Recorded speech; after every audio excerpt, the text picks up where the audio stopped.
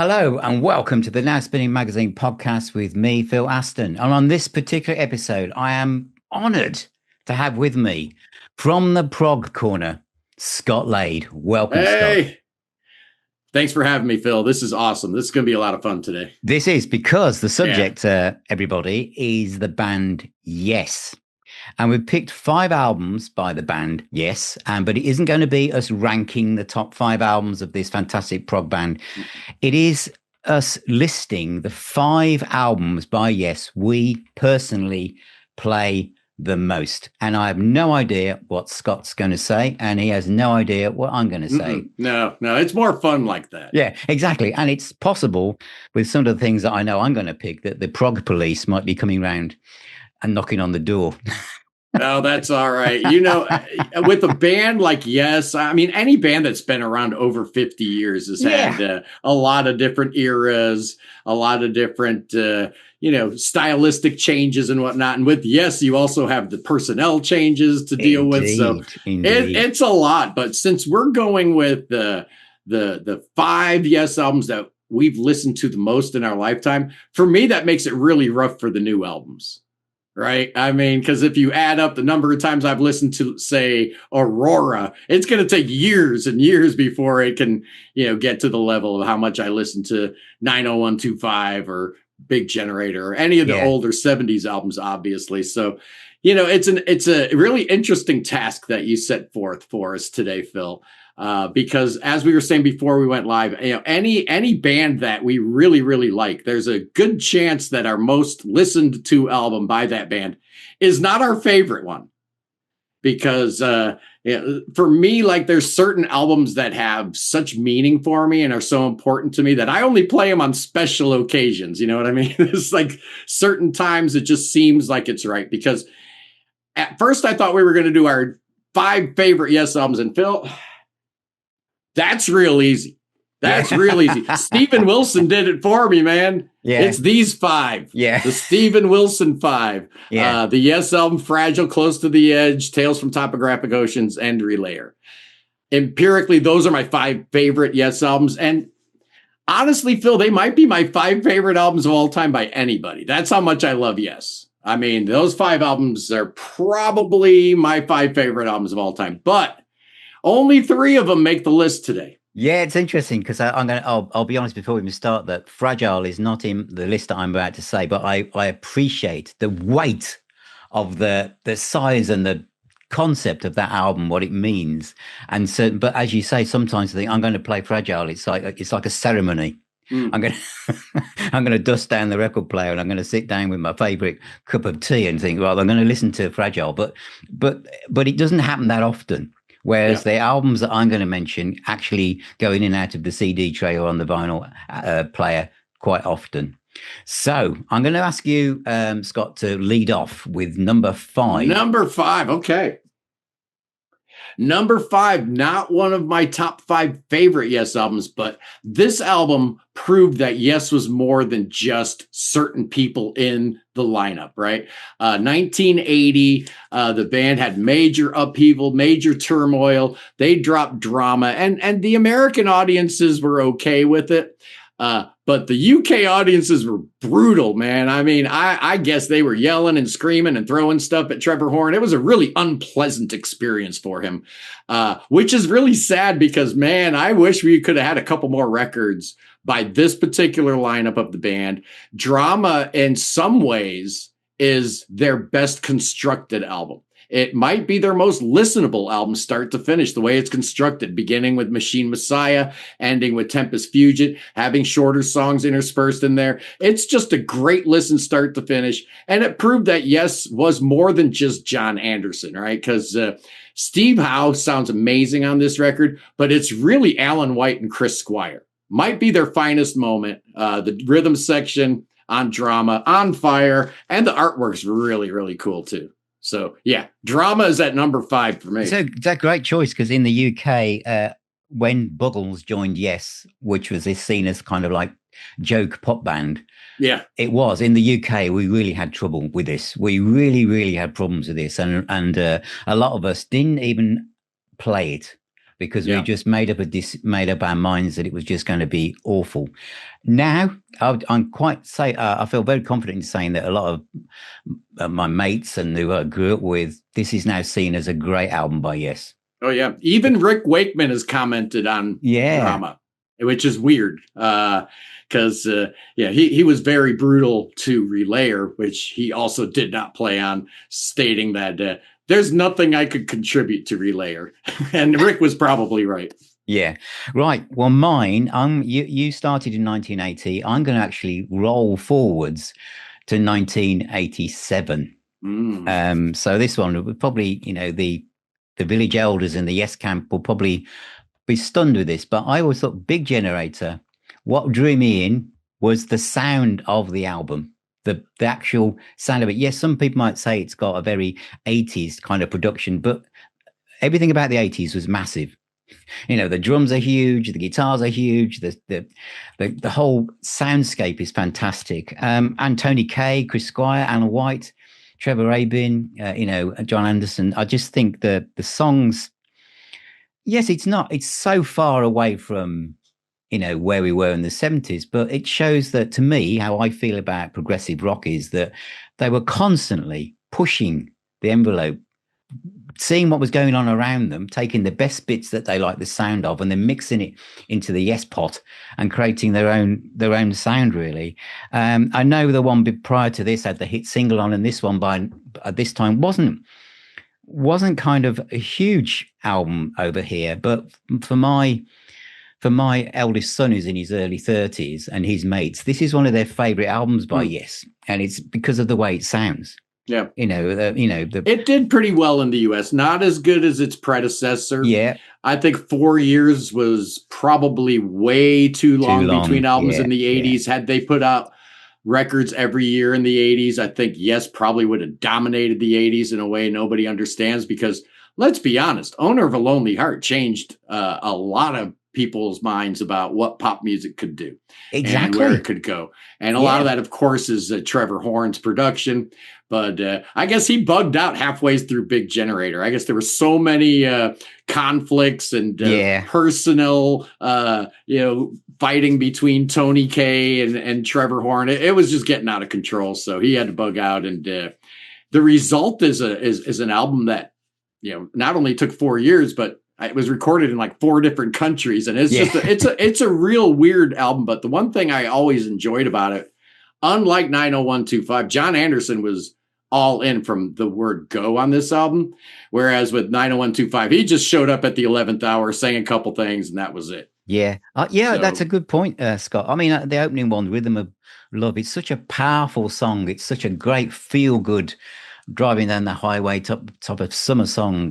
But I just love the sound and how the musicians, and I know it's Trevor Rabin is kind of like the center of the world here, but Chris Squire and Alan White, how they've adapted to what's going on around them and the new sound that they're following, and they're just in there. Well, anybody that had a problem with Trevor Rabin, and I can definitely understand, he completely changed the sound of the band. Hardcore Yes fans maybe weren't totally thrilled with his stance that I never wanted to be in Yes. That's not what I came here for. A lot of Yes fans were turned off by that. You should be honored that you're in Yes, not turned off that, this band I'm in morphed into Yes, bummer. He should have been proud of that, but the reality is that Trevor Rabin is a monster. He saved Yes. Without him, we probably wouldn't be talking about Yes in 2026. And also the 80s was, we moved into the 80s from Drama, prog in the UK especially was really something that no one really talked about. No, I know we've got Marillion and IQ and Palais and what, but really it just was not on the horizon. It was all metal and kind of like that kind of music. And over here when you had all the thrash stuff, prog was way underneath the covers. So you can see that Yes, we're really keeping their name up there and bringing a whole new audience with them. So that is my number 5 choice. Nice. So at number 4. Okay, at number 4, we did not make any allowances. We didn't say it had to be studio albums only. So in the number 4 position, The band's first live album. Oh, yeah. Yes Songs. Oh man, this was the last of the classic albums that I actually owned as a child because it was a triple album and it cost a fortune, man. I had to mow a lot of lawns to get this thing. So when I finally got my hands on it, because I had, everything up to Relayer by the time I got my hands on this. So when I finally did, man, and I opened it up because we didn't have the internet. You didn't know what was inside and all that Roger Dean artwork. And it just blew my mind. The performances. It's like, how can these guys do this live? There's no way they can do that material live. Yeah, they can. Oh, it's so brilliant. And it is the very first instance of Alan White on a Yes album. His introduction couldn't have been any more impressive, man. The guy had 3 days to learn that material. And we're not talking about Johnny B. Good here. We're talking about Yes material. He had 3 days to learn it all. Amazing. It's that cover. It's like an event because there's a book inside it, and again, you just keep folding it out, and there's so many different things to explore. I spent hours and hours and hours, headphones on, listening to it, just gazing at all that artwork. It's that's one of the things about Yes that I've always loved is just how it can transport you. It can take you to another realm, and Roger's artwork obviously helped with that a little bit. What are your thoughts on the kind of the sound quality of it? Because of all the things that have been like remastered, remixed, reissued numerous times, this classic live album is always left out on its own on the shelf as if nobody wants to touch it. Do the band don't have such a high opinion of the sound quality themselves? Yeah, and I think that's always been the rap against it. And I think that was the impetus behind the Progeny set, 7 concerts from 1972, where you got remixed versions of the concerts that constituted Yes Songs. And yeah, it does sound a little bit better, but there's just something weird and wrong about the mix here. I know Eddie Oppard was pulling his hair out trying to figure out a way to make it sound good, but there's just something raw about it that kind of matches the ferocity of the playing. These guys were playing with a vengeance. They were playing with a passion. They were playing like they had a chip on their shoulders, man. Young man, Yes energy, unlike anything else. They played like dangerous. They sounded like a little scary and dangerous. Far cry from Aurora, right? Which sounds pretty safe and saccharine, but these guys were playing hardcore. They were living right on the edge, and the sound of Yes Songs kind of makes sense in that context. Yeah, I guess there's no fear at that age, because they're also playing really complicated music, so they've really got to stay on the ball. They can't suddenly drift off and start thinking about what they're going to be doing 2 songs from now after the gig. You've got to really stay on the ball. And there's not a lot of room to maneuver. So, if you're a band that's playing like hard rock or blues, you know that you can weave everybody back into where you're going. But in this kind of music, you drop the ball once and the whole pack of cards can come down. So to play this kind of music is so intense. And so focused that this is not about running around the stage and jumping up and down. I think it really captures the band. And it was a triple album. And you'd expect it, if you're going to really make a statement in the early 70s, everyone's releasing single live albums. Now we're going to double that. Yes, they're going to think, no, we're going to go one better than that. We're going to do a triple. Yeah. And it's going to fold out. And they had the material. And they had enough material to make 6 sides of music sound amazing. Whereas a lot of bands probably didn't have enough good material to do a triple album, and to be honest with you. But that's my pick at number 4, Yes Songs. My number 4 is another one that's an outlier by some margin, and it's an album that at the time, in 1978, I didn't like at all, which is Tormato or Tomato, depending on how you want to pronounce it. I interviewed Oliver Wakeman a couple of times, and he told me a story that when he was upstairs in his attic, this was the only album that was out next to his dad Rick's piano, and he played it over and over and over again.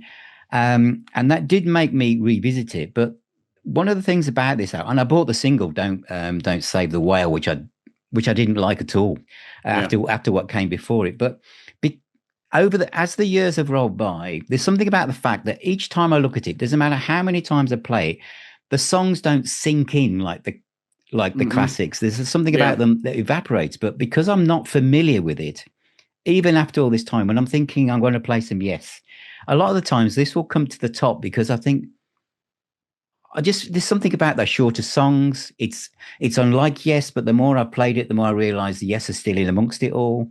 It was probably a difficult album. I know Steve Howe's not a big fan of it, but it has grown in stature with me. Yeah, I used to hate it, man. When I bought it, that was the end of my Yes fandom.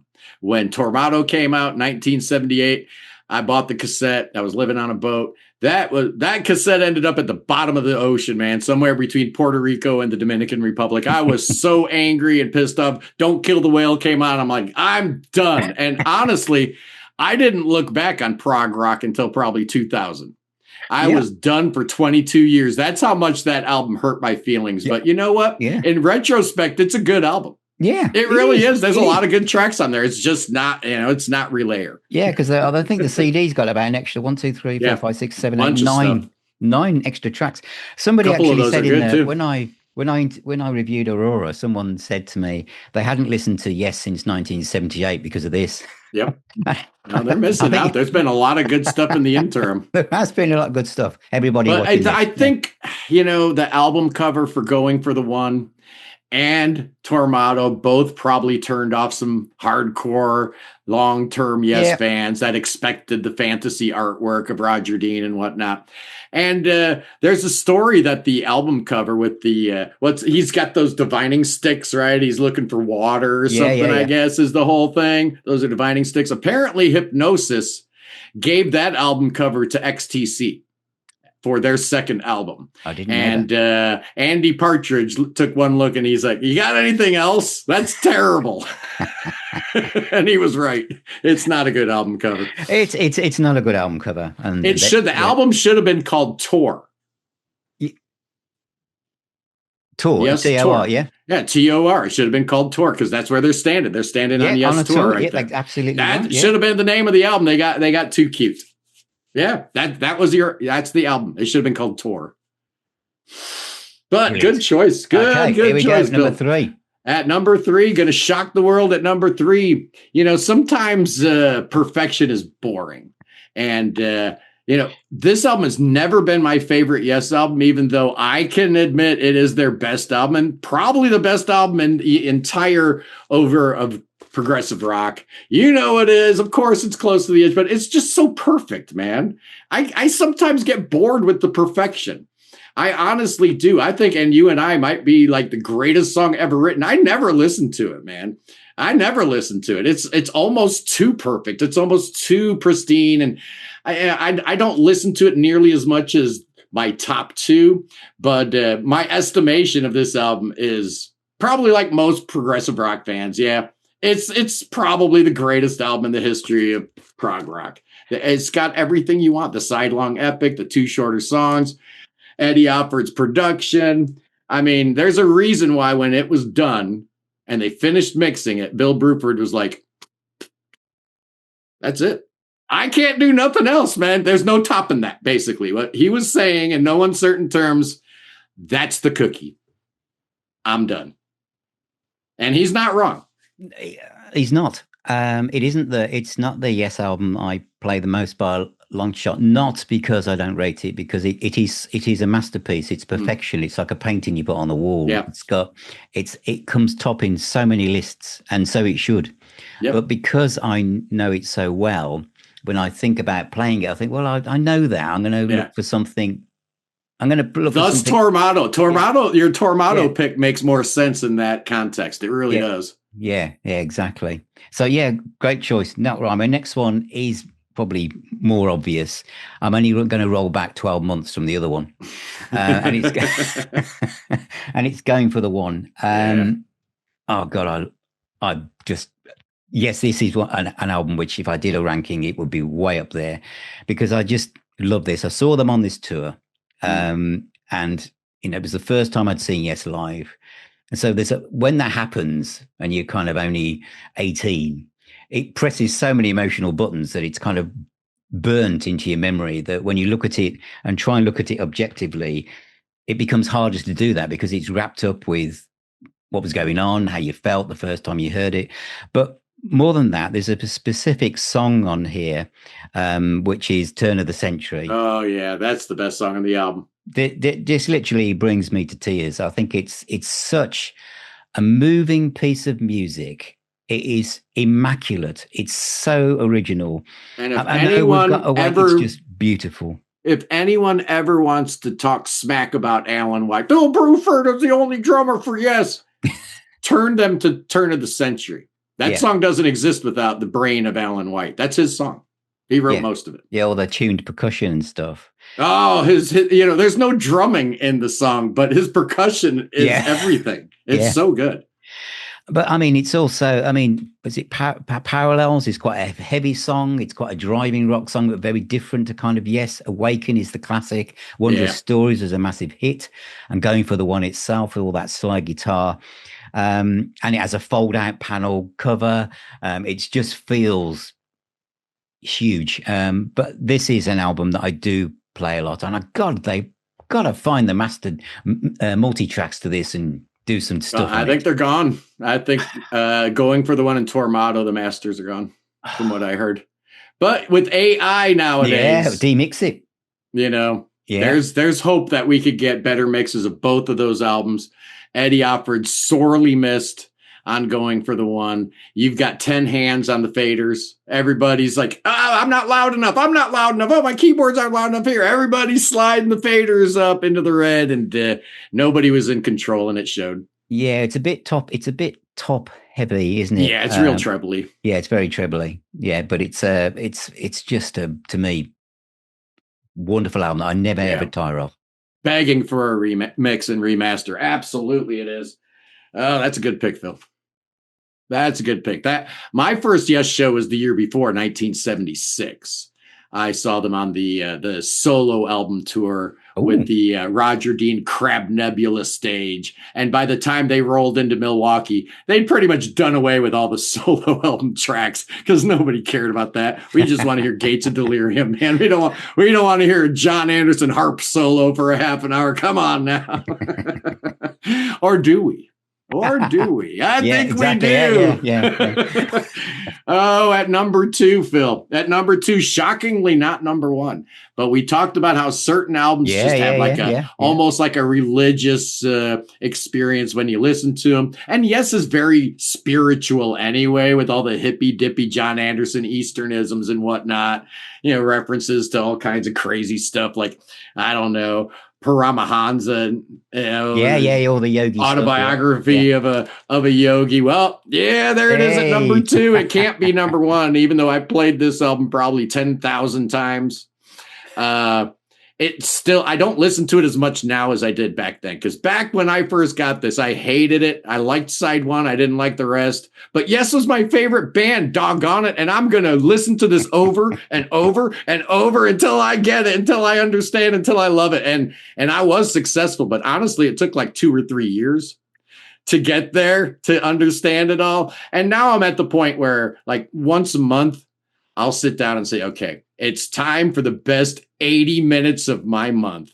And I put this baby on and no interruptions. Make sure the wife is asleep. Turn the ringer off the phone, right? And just 80 minutes of sheer perfection. I love Tales. I know it's not perfect. I said it's perfection. It's got lots of flaws, but that's part of its charm to me, is a band swinging for the fences, trying to do something no other band had the audacity to do. And they almost got away with it, man. They almost did. And the fact that it's just like a near miss makes it even closer to my heart, because I know how much work Steve and John put into it. And the other 3 guys were like, I don't even know what these 2 clowns are all about. But somehow, some way, Tales from Topographic Oceans was born. And we'll never see another album like it. Band at the absolute top of their game. You think about the Yes album, Fragile, Close to the Edge, Yes songs. Man, they're soaring into the stratosphere, and then they drop Tales. And their whole career trajectory changes.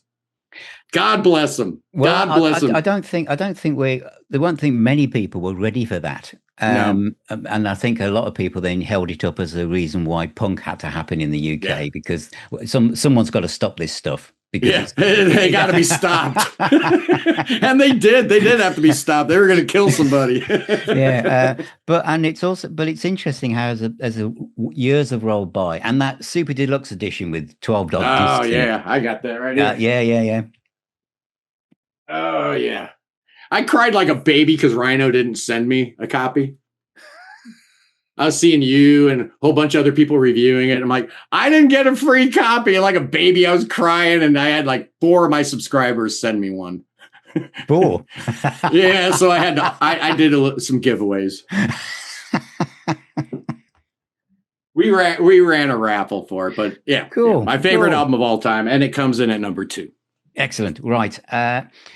If we, for those of you watching, this me and Scott talking here. This is a reschedule of something we were going to do about a month or so ago, and the last 2 I've kept flip flopping as I've tried to work out which one I actually play the most and wanted to do. So this was going to be number 1, but it's shifted to number 2 just because of how I've been playing these albums. So number 2 is the Yes album, and I bought this after actually because I got into Yes quite late really, and it was going for the one was my Doorway album. So I saw them on that tour, and I became this huge Yes fan. And I was saying to my mates, where should I go next? And they were going, the Yes album is probably a good place to go. And it was a good place to go because Yours Is No Disgrace is to me, one of the best songs that Yes ever did. And I know we got And You and I and all this, but I'm never tired of that. And I do, if I'm thinking, I don't really want to play a whole Yes album. I'm just going to put together some tracks. I'm going to put together a playlist. Yours Is No Disgrace is always on it. Turn of the Century is always on it. But I've seen All Good People, the vocals, the way that song is arranged, the bass, Steve Howe making his mark on the clap and everything. They look so mysterious, they're just fantastic. So yes, this is a classic album, and I know it's a lot of people's favorite, but I've never tired of this. And if I'm going to pick a classic Yes album, I know I could pick Fragile or Close to the Edge. It's this one that I reach for. There's something special about the Yes album. Really, really special in that 1970, Steve Howe joins the band, but he doesn't have another whiz-bang guy across from him.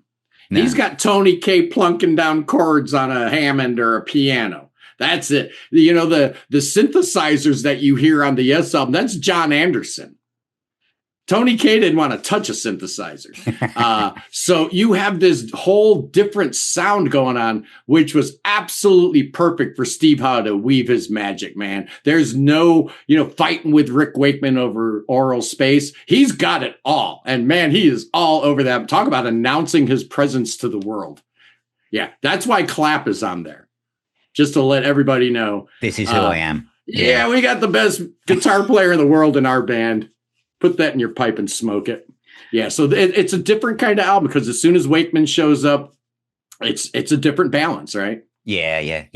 He wants his turn as well. But he was this is such a different guitar album because you think about we got like Jimmy Page, Richie Blackmore, and all these kind of people playing very fast electric runs, and Steve Howe is very different. He's got this classical jazz vibe going on, and he's weaving it in, and he's still pushing, the band forwards.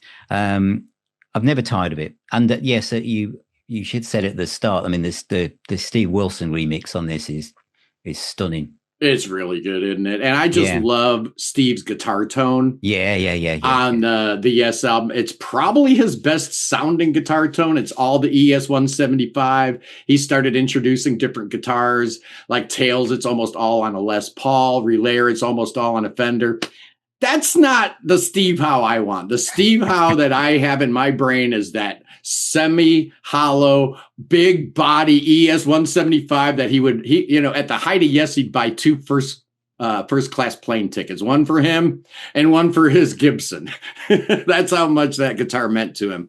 Wow. And they kind of got away from that sound, but man, oh, Steve Howe on the Yes album, that young man energy, man, he was never better. Yep. Never better. Oh, or was he? Or was he? Because the very next year, my friends, Rick Wakeman joins the band, and now you've got the perfect band. I love Alan White with all my heart, but if you're just talking about drumming skills, Bill Bruford's probably the best drummer that ever walked the earth. I mean, Bill Bruford teaches metronomes how to keep time. I mean, seriously, the guy's he's a machine. He's a clown. It's just ridiculous how good that guy is. So it's going to be Fragile, man. And I've gone on record as saying that Fragile is the best sounding Yes album. I actually put it up there as like one of the best sounding albums I've ever heard. Right up there with Steely Dan Asia and Roxy Music Avalon and, the heavy hitters that people always use when they're testing stereo equipment. I think Fragile's right up there. Eddie Oppard really dialed in on this. He really figured out how to make those three guys' harmonies sound perfect. He kind of got it right on the Yes album, but by Fragile, he really got the vocal harmonies down. And Bruford's drum sound. This is the only album he used this particular Ludwig snare. He calls it the Fragile snare. It's the only album that has that sound, that Bill Bruford sound. Used a different snare on Close to the Edge. Not quite as pronounced. But this, to me, is the best sounding Yes album. And people don't like those solo tracks. They say the album's bogged down by the solo tracks. I don't know, man. I've been listening to that album since 1975, and Roundabout is followed by Cans and Brahms. It just is. It's perfect. That's how it goes. I love the shorter tracks. I think they're fun. I think it introduces the personalities of each member of the band, which when I was a little kid, 13 years old, when I discovered Yes, that was a big part of it, man. Like each member of the band is like, Batman and Robin and stuff, it's Chris Squire and Rick Wakeman. And, it was like comic book stuff to me. And that was where Fragile changed everything for me, because my brother went away to college. He came back to a Christmas break, 1975, with a cassette that had Fragile on side A and Tarkus on side B. It was a wrap. I was done, man. My life was over. Yeah, it really was. That ruined me forever. It did. Well, I mean, Roundabout is timeless, but also the little shorter tracks were like kind of. I love them. Was almost saying to the world, you do your blues workouts, all of you over there on the other side of this fence, or you hard rock people, but we're going to do something that you can't do. We're going to take the lid off the fact that we have classical influences and we've got different, and it just put them on a different level. Yeah. ELP was the only band that had that same kind of gravitas, but Yes was a 5-piece. Yeah. So there was more to love. But yeah, Fragile I got in my number one spot, my most listened to Yes album, and probably the second number 2. If I rank all the albums I've ever listened to in my life, there's one album I've listened to more often than Fragile, but not by much. Well, I've just my number one will have the village elders in the Yes camp, obviously coming at me with their pitchforks. It better not be Union. It isn't. They'd cancel your channel, man. It isn't. But I've just realised it's yet another album with Tony Kaye on. I'd forgotten that he was all over the Yes album. I'm going to land in 2002. Ooh. And it's Talk. Yeah. This to me, I bought this when I'd given up on Yes. I just saw it in the record shop and I picked it up and thought, oh, Yes, I've got a new album out. And from the first opening notes of The Calling and that chorus on that opening song, The Calling, it was just such an uplifting, feel-good sound, and the scope again of the sound of the guitars and the keyboard, and again Chris Squire and Alan White, but obviously Trevor Rabin. And then I Am Waiting, the way that starts, it was like one track after the next came in, and I kept thinking, wow, this is like, I expect Yes to be like, there's going to be an epic, there's going to be one it's got more of a chorus, there'll be another one that takes a bit of time to get into, but no, And then Real Love Ruin again, and it's got this such arrangements, state of play, walls, and then the best, that 15-minute opus at the end, which is Endless Dream. To this day, and an hour before we were talking, Scott, I put this on really loud, and I thought, and this is what pushed it to number one. I thought, this is just, it's like a hidden gem.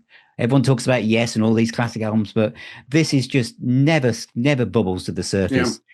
But if you, and you know, like the guy that left the comment said, I haven't listened to Yes since 1978. Listen to this, everybody. Give it a chance. They're missing out. They're missing out on Talk. They're missing out on The Ladder. They're missing out on Magnification, Fly From Here. There's so much great stuff that's happened since 1978. And, you know, I love Peter Max. I know a lot of people hate that album cover. They absolutely hate it.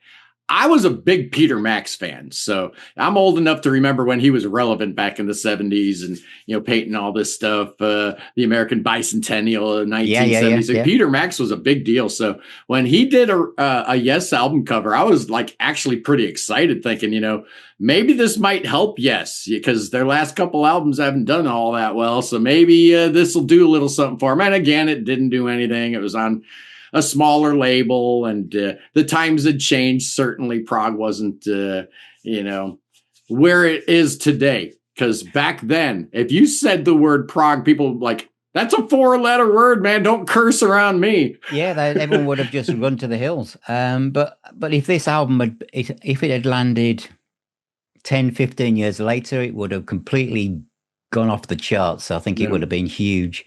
And if it'd come out 10 years earlier, which probably it would have also been huge. I just think that every time I play it, the songwriting and John Anderson and the whole, you know, this lineup of Yes, Trevor Rabin, because I know I think one of the issues we have with Yes now is that everyone just talks about what the classic lineup should be and who's in and who's out. But I think I just see Yes as like, it's a bit like the way I view Purple. They used to be called Roundabout, and people got on and off the Roundabout. And it's a family. And Yes is a family of musicians.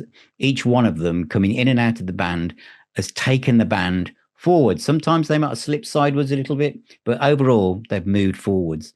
And to me, this is a very important stepping stone to where the band went next and where they are now. The story goes that American talk show host David Letterman was riding around in his car one day, and The Calling comes on, and he freaks out. He calls his producer. He's like, I don't know who this band is. I'm listening to it. Listen to it. You got to book them. You got to find out who this band is and book them. And they're like, dude, that's Yes. He's like, really? Oh, okay. So he had him on like a couple nights later.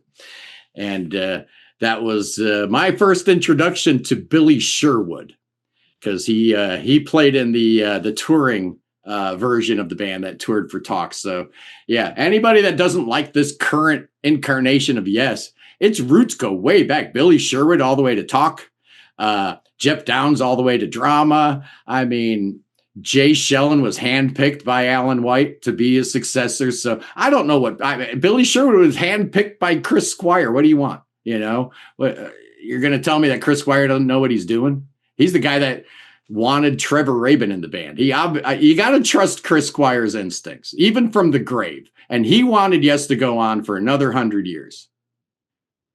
And that's what's going to happen. I totally agree. I totally agree. There are so many places to dive into and immerse yourself into the music of Yes. I know we all want to swim around the classics, but sometimes it's nice to just let go of the rail and go off into the darker woods and just discover stuff. There's so much stuff. And I mean, I know both of us, you know, have talked about this. I love it. And I love it. And yet it's very different, but it's still part of the story, you know, and I feel that John Davison is a lovely guy. He's really enthusiastic. He's a great writer. And you know, yes, I mean, like his voice is very close to, you know, Mr. Anderson, but he was a great writer. And when I spoke to him and they were going on the Fragile tour, he's so happy. The guy is so upbeat and positive and so excited the fact that he's where he is. He doesn't take it for granted. No, he does he's a real not. deal. He's a really nice guy. He is. He's a great guy. I've met him before. Super nice. And like you said, he's just really, really happy to be there. You know, how many times do you get to play in the band that you grew up listening to? Yeah. That's just a cool story. I'm sorry. That's an awesome story. And yeah, you know, people compare John Davison to John Anderson. That's a little unfair. John Anderson's the greatest vocalist in the history of mankind. I mean, I'm sorry. He is. Comparing anybody to John Anderson, they're going to look bad. Have you heard how John Anderson's singing at 81 years old these days, man? It's ridiculous. Yeah, nobody should be singing that good at 81. I will go one step further, Bill. John Anderson is singing better in 2026 than he sang in 1976. His voice is better today than it was back then because he's not doing 200 dates a year. Yes. Yes. You know? Yeah. So it does help his voice along. He sounds amazing. Yeah. So comparing John Davison to John Anderson, not fair. It's just not. John Davison, give him some space. Let him do his thing. He's a great songwriter. He's actually getting better, right? As he's coming to terms with his role in Yes and his relationship with Steve Howe gets stronger and stronger. Dude moved to the UK just so that he and Steve could be a better songwriting team. That's what you do. I mean, file sharing's nice, but at the end of the day, you want to be in the same room with somebody, you know, when you're writing new material. And John Davison knew what needed to be done. He moved to the UK. Had nothing to do with marrying John Lodge's daughter or anything. That had nothing to do with it. Yeah, that's why he moved there. But it has definitely helped, yes. Totally. Yeah, I totally agree. And I think I would say, would you say this is the strongest album from the current, like that John's been with? That's how I feel. It's close. I'm still you're still going to go with that one. Yeah. Slight edge to Mirror to the Sky. Yeah. Every time I listen to Aurora, the gap narrows because I love how it's just doing what it wants to do. It's not doing what you want it to do. It's not doing what I want it to do. And I even question if it's doing what Steve Howe wants it to do. It's doing what the songs want to do. That's pretty cool. That's what you want. You want the songs to live and breathe their own life. And they're allowing these songs to do that. And some of the songs on Aurora are awesome. Finally, I've just noticed that of what if there's an album from the classic period that neither of us mentioned, it's Relayer. Yeah. Which is interesting. I always found that one the most complex and frenzied and intense album that Yes ever created in 1974. I love Relayer, but boy, is it a different beast, huh? Yeah. I mean, the jazz fusion-y feel of it, combined with the fact that they're not in a studio for the first time. Yeah. This was recorded at Chris Squire's house. You know, they recorded it in a garage, and it sounds like it. It really does. Stephen Wilson helped. His remix is good, but it is. You know, it's noisy, it's clanky, it's chaotic. It's everything you want a retelling of Leon Tolstoy's War and Peace to be, right? You don't want it to be like all pristine and perfect. You want it to be just a little bit crazy and maybe a little annoying. Yeah. Because war at the end of the day, war sucks and war's annoying. And Relayer kind of gets it. Yeah. Very true. I wonder if that will be the next one on the deluxe edition schedule. I think that's probably next up. Yeah, I would think that is. Yeah, and then we just got to hope that somebody, either through some form of AI, can demix going for the one. Oh, I think they can. You look at what they were able to do with In a Glass House from Gentle Giant recently. So there is hope for Tormato and going for the one going forward. There is hope. Yeah, they both need it desperately, really, really bad. Well, thanks very much, Scott, for your time. This was a lot of fun, absolutely Phil. Fun. So before you go, Scott, tell us about the Prog Corner and what you've got coming up and where people can find you. Very, very good. Yeah, well, the Prog Corner has been your number one source for all things prog rock for almost 5 years here on YouTube.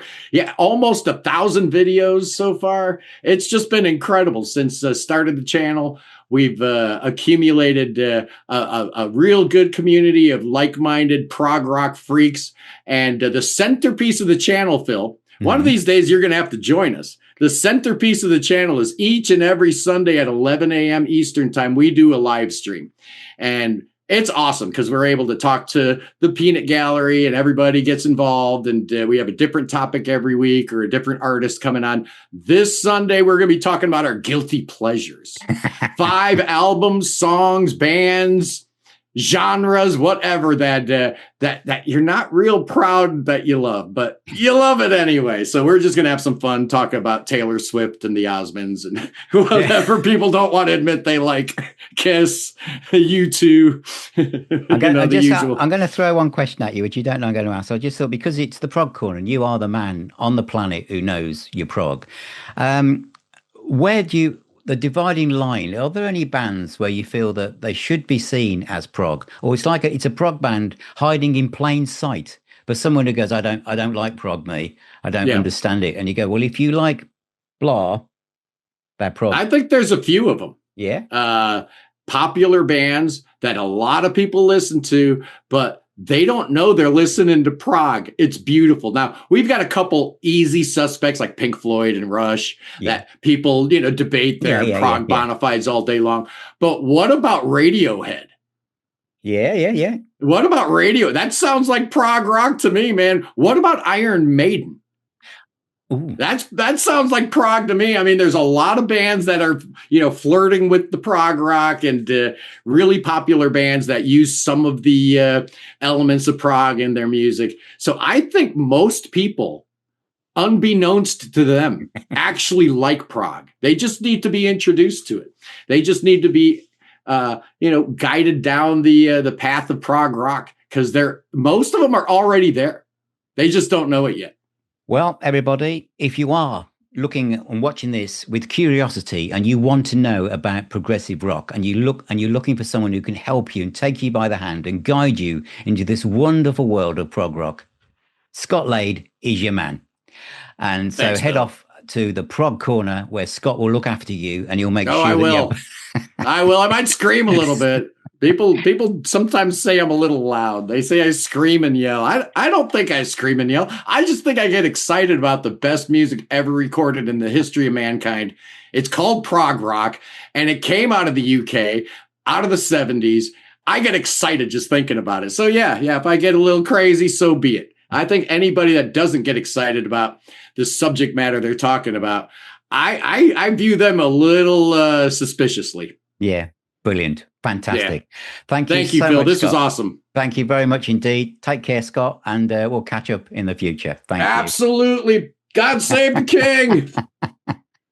Thank you, everybody. Well, a huge thank you to my guest, Scot Lade from the Prog Corner. So if you haven't subscribed to Scott's fantastic YouTube channel, please head over to the Prog Corner now. I'll put a link in the description so it's easy to find him, but many of you will probably know Scott anyway. But that was loads of fun.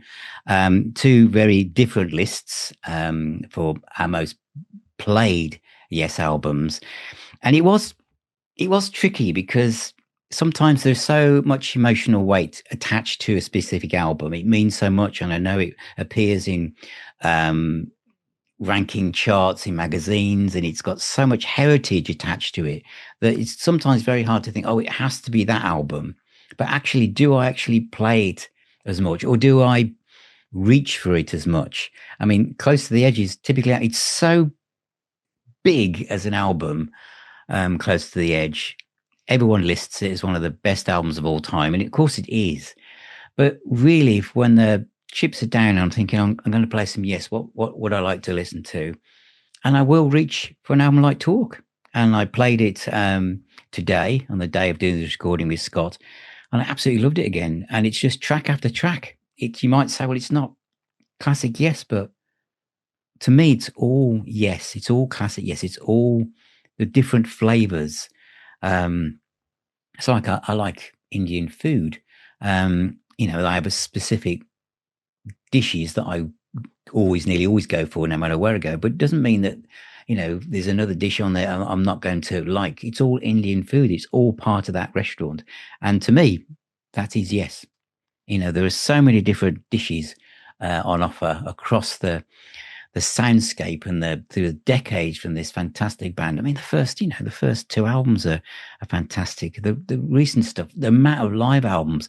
In fact, I mean, it was interesting that neither of us picked Relayer, but the Yes album, Fragile, of course, and the one that Scott picked, which I haven't played for ages, but I do know exactly what he means when he takes it off the shelf, and that is Yes Songs.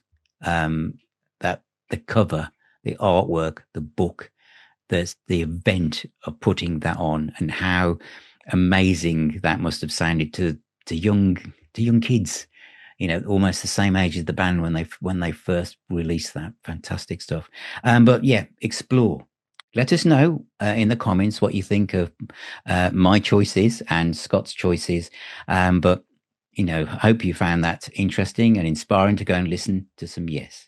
So thank you for watching. Thank you for being here. Please check out the website at nowspinning.co.uk. We have our own music shop there selling CDs and vinyl and box sets, etc. We've got merch.